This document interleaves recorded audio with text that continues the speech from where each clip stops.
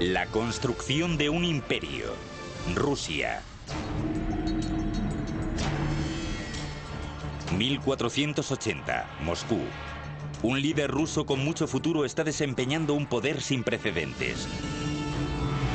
Su nombre es Iván III.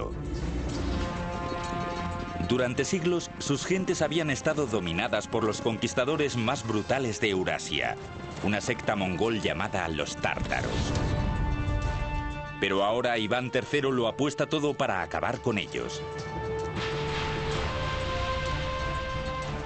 Con un solo movimiento, rompe el pacto vinculante que le unía con los tártaros y declara Rusia suya.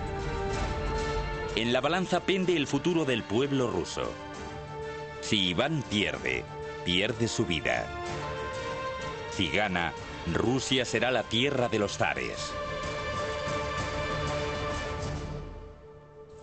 Hola, soy Peter Weller. Hay quienes dicen que la historia de Rusia es una historia de sus grandes ciudades. Lo que pensamos hoy en día de la Rusia actual realmente comenzó en el siglo IX, cuando distintas personas empezaron a unirse en un único clan dominante llamado el Principado de Kiev. El Principado de Kiev era de Ucrania, pero migró aquí, a una zona forestal alrededor de muchos ríos y lagos, y establecieron una pequeña aldea de comercio llamado Novgorod, que significa ciudad nueva. La tradición oral cuenta que la vida en Novgorod era tan caótica y tan enardecida que la gente realmente invitó a un guerrero vikingo llamado Rurik para que viniese del otro lado del Báltico para poner orden. En Novgorod, el Principado de Kiev prosperaba. Tomaron la religión y las tecnologías de construcción de sus vecinos, los bizantinos, para poder construir nuevas ciudades y pueblos a medida que la población iba aumentando. Uno de estos asentamientos, ubicado en el fértil corazón de Rusia occidental, se llamaba Moscú. Moscú, cuya fecha oficial de fundación data de 1147, era un pequeño fuerte de madera junto a un río con el nombre de Moscú, Moscova. A medida que fueron evolucionando sus ciudades, el clan del Principado de Kiev empezó a conocerse como los rusos. Pero sin un único gobernante y una defensa, las ciudades rusas eran los principales objetivos para la invasión de los conquistadores más agresivos de aquella era, los tártaros. 1237. Los tártaros atacaron por el río Volga con 120.000 jinetes. Los primeros rusos no estaban a la altura de esta experimentada milicia. Durante casi 24 meses, los tártaros devastaron Rusia.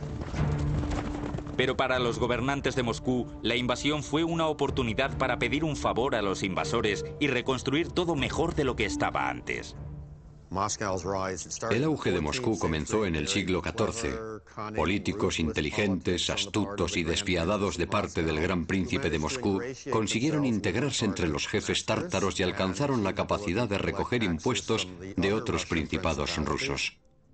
Bajo la protección de los tártaros, Moscú empezó a chuparles la sangre a sus hermanos rusos, engullendo los territorios vecinos para así formar un único estado moscovita. Pero sus líderes todavía seguían obligados a saldar cuentas con los odiados caciques tártaros.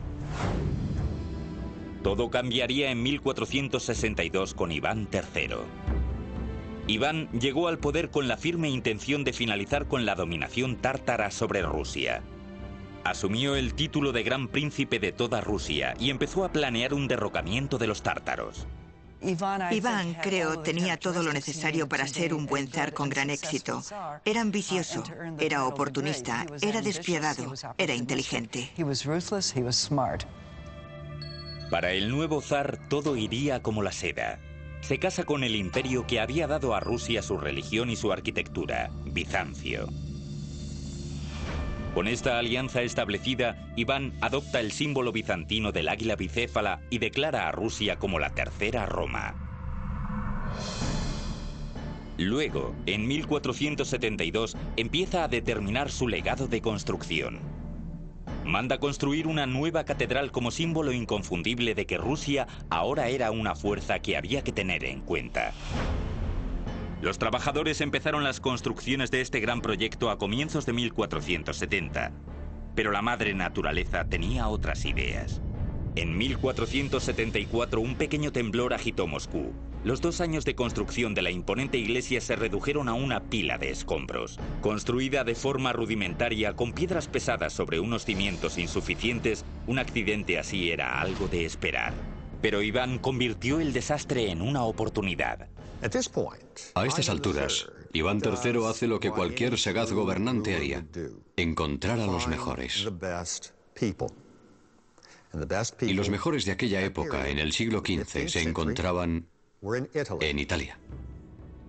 Iván encuentra a uno, Aristóteles Fioravanti. Fioravanti era conocido como un maestro arquitecto cualificado en toda Italia. Pero antes de que pudiera reconstruir la Catedral de Moscú, tenía que demoler la obra. Como la primera de muchas otras innovaciones, Fioravanti utiliza tecnología de asedio, es decir, un ariete para arrasar con las ruinas de la iglesia. Y aquello impresionó a los moscovitas. El hecho de que él fuera capaz de derribar en 3 semanas algo que a ellos les había llevado meses erigir sin éxito alguno. Fioravanti comenzó entonces con la construcción de la catedral. Hoy se la conoce como la Catedral de la Asunción. Comenzó utilizando las antiguas iglesias rusas de piedra caliza como modelo, pero infundió el estilo de la tecnología de construcción occidental. El resultado revolucionó la arquitectura rusa. Se empieza con los cimientos. En lugar de las zanjas llenas de escombros, que era típico de las construcciones rusas medievales, él limpió la zanja y puso grandes pilotes de roble. Esto suponía una sujeción mucho mejor para el edificio, que no se quebraría ni deformaría, lo cual obligaría a derribarlo si esto sucediera. A partir de ahí, las innovaciones de Fioravanti se extendieron. En lugar de utilizar piezas amontonadas de piedra caliza apenas unidas con argamasa, dispone los bloques de piedra caliza entrelazados, lo que los hace más estables. Ya con los muros acabados, procede a la delicada y peligrosa tarea de la construcción de los grandes techos abovedados. Cuando comienzas la bóveda, el tejado, hay una cantidad enorme de peso que recae sobre esos muros. Así que el tercer elemento que él introdujo fueron los vástagos de unión de hierro. Eran simplemente vástagos de hierro que se insertaban en la construcción y se extendían hasta el nivel de la bóveda, lo que sirve como una forma adicional de soporte. Mantiene unida toda la estructura. Por último, en vez de construir una iglesia de cúpulas y tambores redondos de piedra pesada, introdujo el uso de ladrillos más ligeros y resistentes, enseñando a los nuevos constructores rusos cómo cocer y colocar este nuevo material. Así que desde los pilotes de unión de los muros, a los vástagos de unión, a la estructura superior, Fioravanti utilizó toda una gama de nuevas técnicas, aprendidas en Italia, pero puestas ahora en un contexto de símbolos rusos. La catedral terminada medía 45 metros de altura. Era un edificio deslumbrante e imponente. Con su símbolo de poder en su lugar, Iván ya estaba preparado para retar a los tártaros. Su respuesta es rápida. Reúnen un gran ejército y atacan Moscú. Iván saca a sus propias fuerzas y ambas partes se enfrentan en el río Ugra, a 480 kilómetros al oeste de Moscú. Tras meses de enfrentamiento, finalmente los rusos invaden a los tártaros. Con gran éxito, Iván había derrotado a los opresores que habían subyugado a los rusos durante casi 3 siglos. Y con su legado basado en potentes edificios de ladrillo y piedra, Iván III se convierte en Iván el Grande. En el momento de su muerte en 1505, Iván había creado una Rusia independiente, pero todavía no había creado un imperio. Esta distinción le correspondería a otro Iván, cuya autoridad absoluta y su crueldad inhumana le harían ganarse el título de Iván el Terrible. Al final del reinado de Iván el Grande en 1505, este había conseguido liberar a los rusos de la sumisión ciega a los tártaros y había triplicado el territorio de Moscú. En otras palabras, pasó de tener 24.000 kilómetros cuadrados a tener 72.000 kilómetros cuadrados, lo cual fue todo un logro por sí mismo y le hizo merecer el título de El Grande. Pero los tártaros seguían siendo un problema. Aunque se habían retirado de Moscú, su capital, Kazán, estaba en el camino de la expansión de Rusia hacia el este. Se escogió al nieto de Iván III para liberar a Rusia de los tártaros y convertirla en un imperio, el cual sería conocido como Iván el Terrible.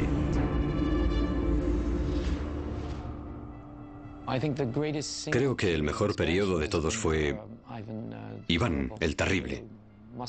El reino del zar moscovita abarcó el Volga, las euroregiones y finalmente toda Siberia. Este gran emperador empezó como un joven profundamente preocupado. El padre de Iván murió cuando él era pequeño, dejándole testigo de una lucha brutal por el poder, con torturas, ejecuciones y asesinatos. Estas atrocidades marcaron a Iván para el resto de su vida.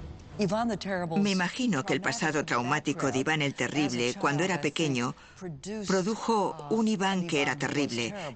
E incluso cuando era pequeño, torturaba a los animales, parecía cruel y sádico. Cuando llegó al poder en 1547, estaba convencido de que él había sido designado personalmente por Dios para gobernar Rusia. Fue el primer gobernante ruso en autocoronarse formalmente como zar. Y la palabra zar es simplemente un derivado ruso de César. Es un título imperial. Como zar, Iván encontró una válvula de escape perfecta para su intelecto violento y despiadado en el lanzamiento de la primera ofensiva moderna de Rusia, llamada el Asedio de Kazán. Primero, Iván creó un nuevo ejército de casi 150.000 hombres, incluyendo unidades de artillería e ingeniería entrenados con las últimas tácticas de Europa. Sus ingenieros adaptaron estas enseñanzas extranjeras a la guerra rusa. El primer paso de la ingeniería rusa fue el diseño de una estructura portátil para defender a las tropas rusas en las planicies descubiertas europeas. La llamaron el Gulai Gorod. Era realmente una fortaleza móvil.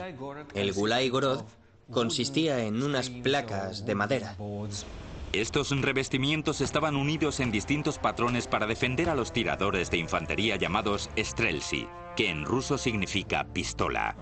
La infantería rusa permanecía detrás o dentro de estas fortalezas móviles y utilizaban pistolas.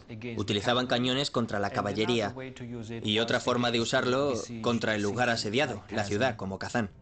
23 de agosto de 1552. Con su ejército ya reunido y equipado, Iván comienza a luchar abriéndose camino hacia Kazán. Lo hicieron de forma muy ingeniosa. Los rusos avanzaban y rápidamente levantaban las fortalezas prefabricadas de troncos e iban acercándose centímetro a centímetro a Kazán. En otras palabras, estrechando el círculo en torno a la ciudad. Una vez ubicados en las afueras de la ciudad, las tropas de Iván desataron un incesante asalto montados en Gulai Gorods de 9 metros de altura para disparar una descarga de artillería sobre los muros de la fortaleza. Ellos mataron a muchos defensores en las calles de la ciudad usando estas torres móviles. Pero la fortaleza resistía. Así que los generales de Iván ordenaron a un equipo de ingenieros que lo intentaran por el castillo. Idearon un plan temerario para hacer túneles bajo los muros de la fortaleza, depositar minas y hacer saltar por los aires el fuerte. El 30 de septiembre encendieron una mecha que acabaría decidiendo el sangriento destino de Kazán. La fuerza de la explosión paró la batalla en seco. Era la señal para el resto del ejército, y todos los regimientos del ejército zarista comenzaron a la vez el asalto a la fortaleza. Tras 8 días de una sangrienta batalla, Kazán cae. Iván fue el conquistador y Rusia se convirtió en un imperio. Fue una hazaña monumental, porque tomar Kazán significaba que Rusia estaba haciéndose con las antiguas tierras tártaras, con las que había estado endeudada. Y Kazán le dio la oportunidad a Rusia de expandirse realmente como un imperio.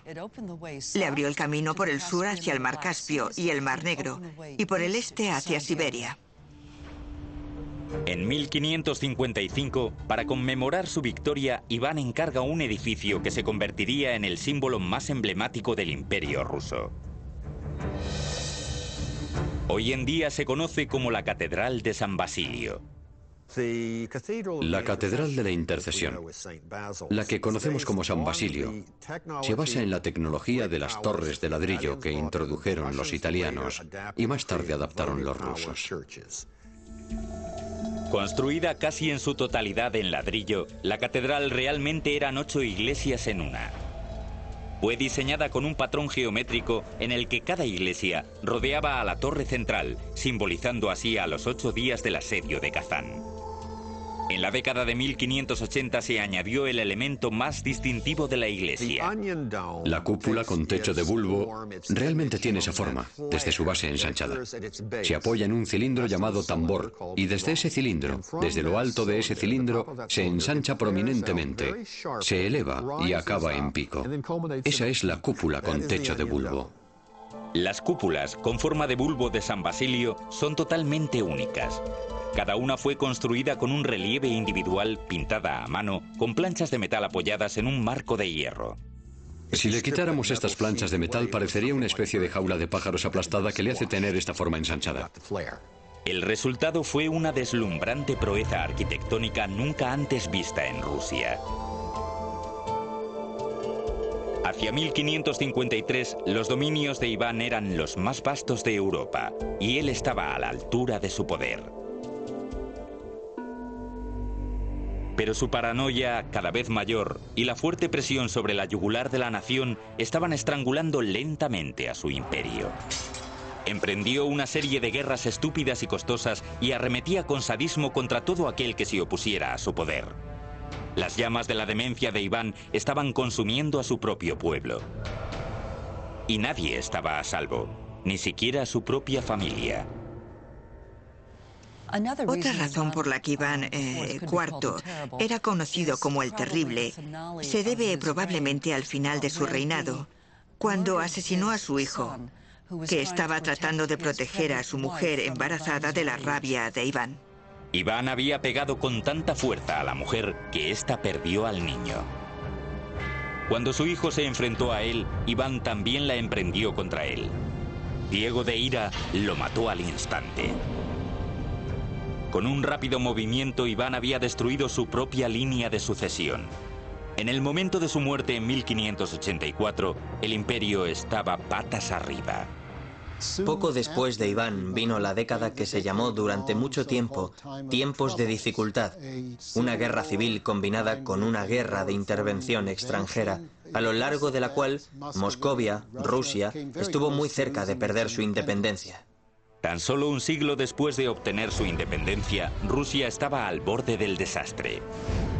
Pero pronto un gigante ruso aparecería en la escena mundial, asombrando a todos con la construcción de una espléndida ciudad en medio de la nada.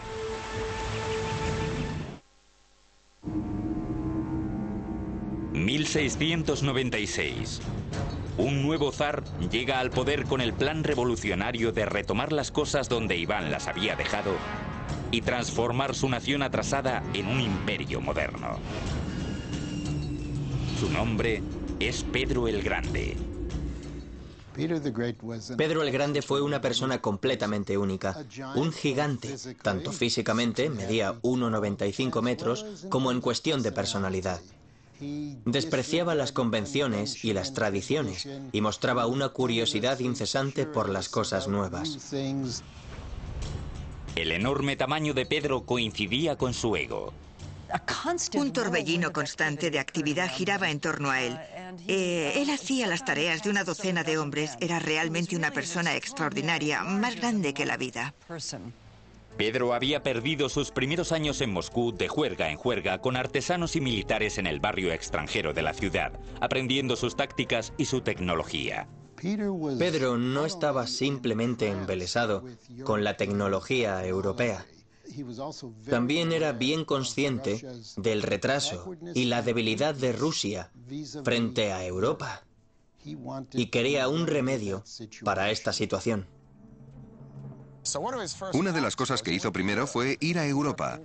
Fue a Europa de incógnito y estudió los métodos de construcción naval con los holandeses, que eran expertos en el tema. También aprendió el arte de la navegación de los ingleses y vio la gran riqueza que aquellos imperios europeos estaban obteniendo de sus colonias en el extranjero y pensó que podrían utilizarse para los recursos naturales rusos. Pero lo que realmente quería Pedro era una porción de acción y sabía que para poder tener acceso a la tarta tendría que llevar a rastras a su país para sacarlo de su atraso medieval e introducirlo en la luminosidad del nuevo comercialismo del mundo occidental. Cuando regresó a Rusia, Pedro decidió transformar su país en una fuerza naval que no solo comerciaría con los imperios europeos, sino que competiría con ellos como una fuerza militar. Pedro fija su punto de mira en un trecho de tierra a 640 kilómetros al norte de Moscú, cerca del mar Báltico, en el río Neva. Con la vanidad propia de un dios, comenzó a prever su nueva ciudad naval que situaría a Rusia dentro del mapa de Europa. A esta previsión la llamaría San Petersburgo. Una ciudad en ese lugar tenía acceso directo a Europa a través del mar. El único problema era que esta tierra del Neva pertenecía a Suecia. Pero esto no disuadiría a Pedro. En 1700 emprendió un ataque en toda regla y se hizo con la tierra a la fuerza. Hacia 1703 se puso la piedra angular de la ciudad. La nueva capital que Pedro tenía en mente iba a ser una fortaleza. Iba a ser el centro del ejército y de la marina. Iba a ser la ventana hacia Europa, a través de la cual fluirían las ideas occidentales, las ideas modernas y se expandirían por todo el imperio. Fruto de la guerra y del derramamiento de sangre, nació San Petersburgo. Pero para la gente de Rusia, la ambición de su zar suponía un arma de doble filo. Pedro eligió la ubicación de su futura ciudad por su acceso al mar Báltico, pero esta ventaja tendría un precio excesivo. Durante 5 meses del año, el delta del río y las marismas de alrededor se helaban. A continuación, como era de esperar, el agua fluía cuando éstas se derretían en los meses más cálidos. La construcción de esta ciudad sería un reto monumental. Así que Pedro acudió al único recurso natural que funcionaba en Rusia cuando todo lo demás fallaba: la mano de obra local. La gente de Rusia trabajó en la construcción de San Petersburgo literalmente con sus propias manos. Rodeados simplemente de marismas, les era prácticamente imposible recibir provisiones. Para poder levantar los cimientos de la fortaleza por encima de las marismas, los trabajadores tuvieron que excavar en la tierra con sus propias manos y luego transportar miles de kilos de tierra en sus chaquetas y camisetas. Tenían que importar todo. Incluso tenían que cortar grandes cantidades de madera río arriba y hacer que los maderos bajaran por el río para poder dar estabilidad a los cimientos de la ciudad. No hay tierra firme aquí, así que cualquier estructura importante tenía que construirse sobre unos pilotes. Para ello, los ingenieros diseñaron un sistema de poleas para llevar miles de pilotes hasta el terreno. Se elevaba la cabeza y luego la soltaban y se introducía el pilote en el terreno, y esto se repitió cientos y cientos de veces en Petersburgo. En 5 meses, miles y miles de peones habían levantado las paredes hexagonales y los bastiones de madera de la fortaleza que pueden ver a mis espaldas. Por la noche, volvían a sus casas en los campamentos, muertos de frío, cansados y hambrientos. Igual que venían por miles, también morían por miles a causa de enfermedades, de inundaciones y de agotamiento. Hacia 1708 se calcula que murieron en torno a 25.000 peones durante la construcción de la joven ciudad, lo que le hizo portar el sobrenombre de la ciudad de los huesos. No hay ninguna estadística que nos diga exactamente cuánta gente murió antes de que la ciudad se diera por acabada, pero un historiador del siglo XIX dice que hasta aquel momento no había habido ni una sola batalla en los anales de la historia que se hubiera cobrado tantas vidas como el número de trabajadores que fallecieron durante la construcción de San Petersburgo. Para Pedro, estas cifras humanas no eran más que los medios para alcanzar un fin. En 1706 envió su primer buque desde el astillero de la Marina de San Petersburgo. Este era el primer complejo industrial de la ciudad. Albergaba a constructoras navales, fabricantes de cuerdas y velas, fraguas y fundiciones de cañones. Rusia tenía una marina, y su zar, sin ayuda alguna, estaba cambiando la cara del imperio. En 1712, con la rápida eficacia que le caracterizaba, hizo el mayor de todos los cambios. Con un sencillo y contundente decreto, declaró San Petersburgo capital de Rusia. En tan solo un instante, la supremacía durante casi 300 años de Moscú en Rusia había desaparecido. Los ciudadanos de Moscú se quedaron atónitos. Muchos rusos reaccionaron ante Pedro como si se tratara de un extraterrestre procedente del espacio. No le entendían.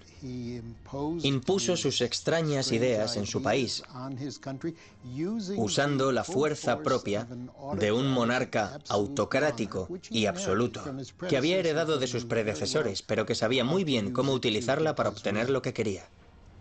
Su idea de hacer una revolución en Rusia le motivó a lo largo de toda su vida.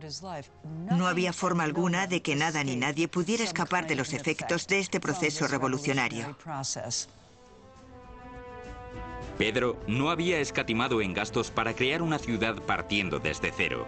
Pero hacia 1714 San Petersburgo todavía estaba lejos de ser el centro europeo de poder que él había previsto, y los malos años de Pedro estaban a punto de llegar. Sin su obstinada voluntad, todo el fantástico esfuerzo amenazaba con desmoronarse, dejando a Rusia una vez más al borde del caos.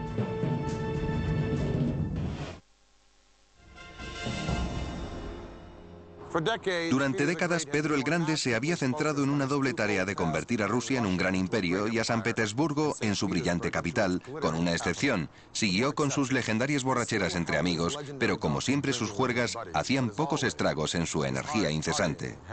Había derrotado a los suecos en la Gran Guerra del Norte, había expandido los límites de Rusia desde el Báltico hasta el Pacífico, había construido una nueva capital europea, había creado un ejército de la Marina, había construido escuelas de ingeniería y ciencia y había multiplicado por 7 el comercio ruso. Tanto militar como políticamente Rusia se había convertido en un imperio, pero todavía le faltaba un elemento esencial en todo imperio que se precie: prestigio. En 1714, Pedro empezó a realizar los bocetos para un gran palacio encima de un acantilado de 15 metros de altura, mirando hacia el mar, a 40 kilómetros a las afueras de San Petersburgo. Lo llamaría Peterhof. El palacio estaría rodeado de 240 hectáreas de jardines y coronado por una red dorada de fuentes que recorrerían toda la pared del acantilado. Los trabajos del proyecto monumental comenzaron en 1716. Muchos soldados del ejército fueron enviados a la finca para cavar las zanjas que llevarían el agua a través de un sistema de cañerías hasta las fuentes. En 1719, los primeros ingenieros hidráulicos del país comenzaron a trabajar en el complicado sistema. El palacio fue construido en las alturas y las alturas es lo que alimenta el agua. Es esa caída, la gravedad y esa caída era la que hacía que funcionaran realmente las fuentes. Utilizando la pendiente natural del terreno y el agua de los manantiales cercanos, los trabajadores construyeron un sistema de casi 24 metros gracias a la gravedad. El agua se almacenaba en depósitos que estaban en lo alto. En un abrir y cerrar de ojos se soltaba esta agua y caía a través de las cañerías de madera en cascadas de 15 metros hasta el eje de las fuentes. La velocidad del agua acumulaba suficiente fuerza para impulsarla a casi 20 metros por el aire. El resultado era asombroso. Las fuentes eran tan espectaculares que fueron apodadas las Versalles de Rusia. Pero Pedro no tuvo demasiado tiempo para disfrutar de su gran joya. En 1725, tras meterse en el agua helada para salvar a un marinero a punto de ahogarse, el gran Pedro cayó enfermo y murió. A finales de su reinado, Pedro había llevado a Rusia de ser un país aislado y atrasado a ser un imperio de lo más novedoso. Pero el trabajo no estaba aún acabado. La ambiciosa y tenaz esposa del nieto de Pedro sería quien completaría la transformación de San Petersburgo, que pasó de ser un fuerte naval a ser la resplandeciente capital que conocemos hoy. Su nombre era Catalina la Grande. Catalina llega al poder en el año 1762, derrocando a su marido, que había sido emperador ruso durante tan solo 6 meses. Y ella pudo fácilmente derrocarle. Una vez en el poder, Catalina retomó las cosas donde las había dejado Pedro: transformar Rusia en una potencia mundial.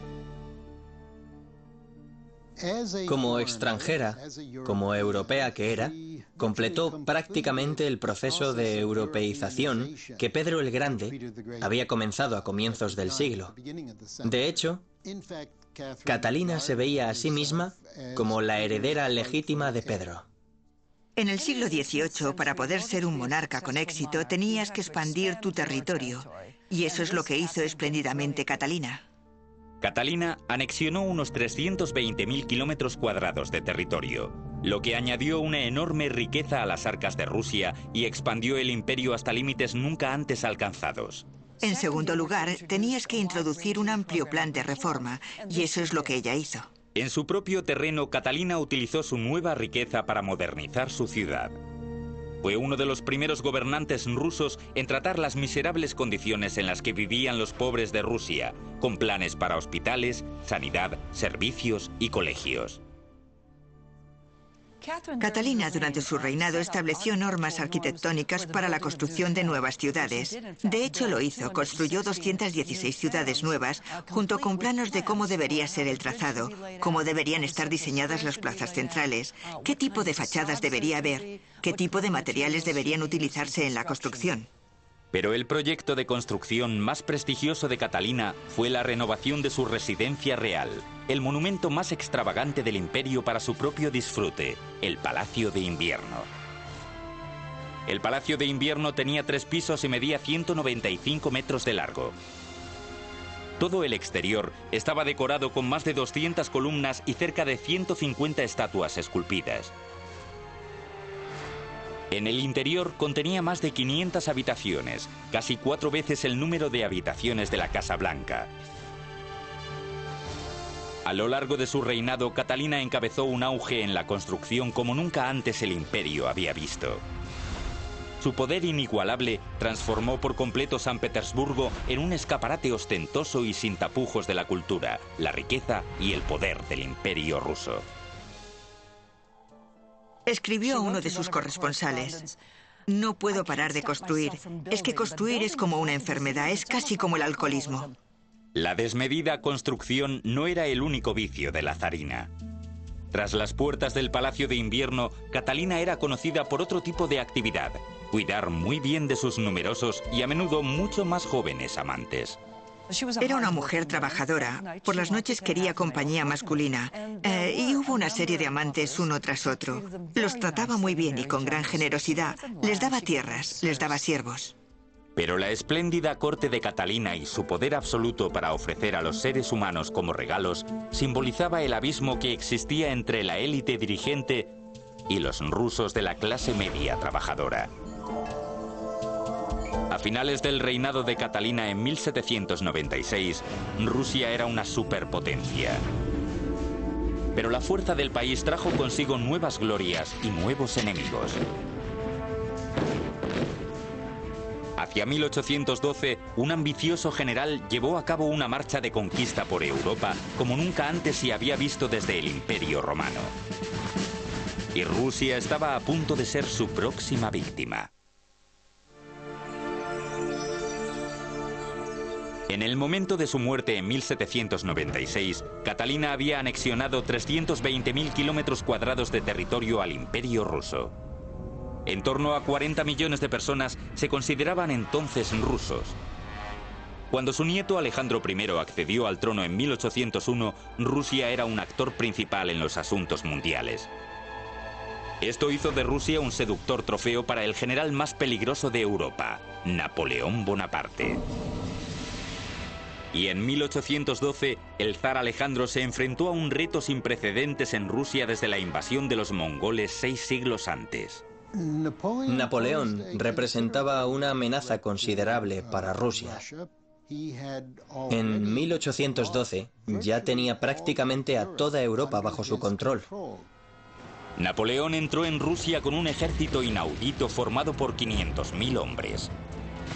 Los rusos sabían que no podrían detener a este ejército en los campos de batalla, así que adoptaron una táctica de estrategia de retirada, incendiando los campos para obligar a las tropas de Napoleón a salir de ahí y dirigirlos hacia Moscú. Ya en la capital, Napoleón se percató de que había subestimado la férrea determinación del zar ruso. Napoleón seguramente pensó que, habiendo ocupado el casco antiguo, Alejandro estaría deseando llegar a un acuerdo. Pero no.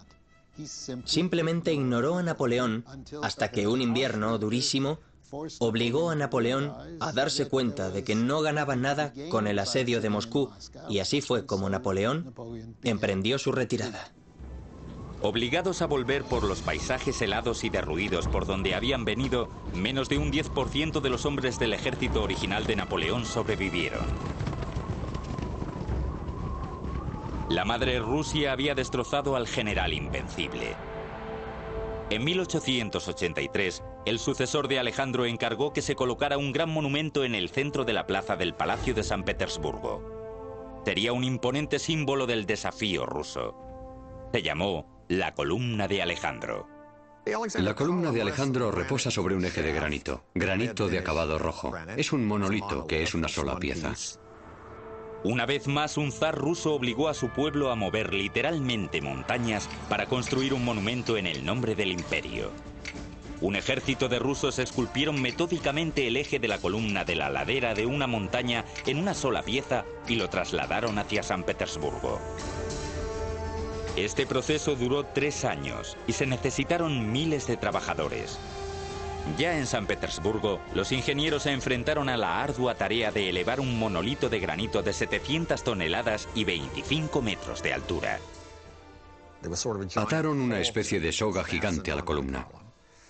Y luego rodearon los cabrestantes, que eran tripulados por montones de gente.